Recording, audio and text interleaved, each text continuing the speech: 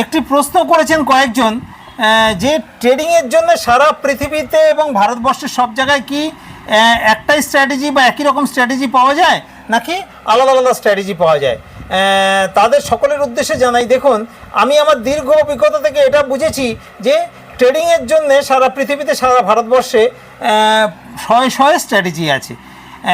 এই স্ট্র্যাটেজি আবার একই রকম না, কিছু স্ট্র্যাটেজি আছে হয়তো বাইং স্ট্র্যাটেজি, কিছুটা স্ট্র্যাটেজি আছে সেলিং স্ট্র্যাটেজি, কিছুটা স্ট্র্যাটেজি আছে হেজিং স্ট্র্যাটেজি। আবার হেজিংয়ের উপর অনেক রকম এক্সপেরিমেন্ট করা আছে, বাইংয়ের উপর অনেক রকম এক্সপেরিমেন্ট করা আছে, সেলিংয়ের উপর অনেক রকম এক্সপেরিমেন্ট করা আছে। এই রকম এক্সপেরিমেন্ট করে করে আলাদা আলাদা মানে অসংখ্য স্ট্র্যাটেজি তৈরি করেছে আলাদা আলাদা লোক।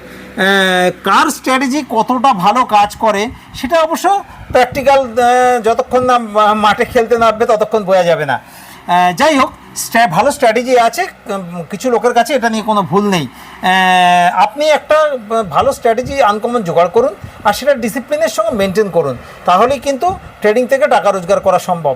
তবে ট্রেডিংয়ের প্রফিট করার জন্য ট্রেডিংয়ের বেসিক অ্যাডভান্স অবশ্যই শিখতে হবে। তবে শুধুমাত্র ট্রেডিংয়ের বেসিক অ্যাডভান্স শিখে কিন্তু ট্রেডিং থেকে সফলতা পাবেন না যতক্ষণ না আপনার কাছে একটা ভালো আনকমন স্ট্র্যাটেজি থাকছে।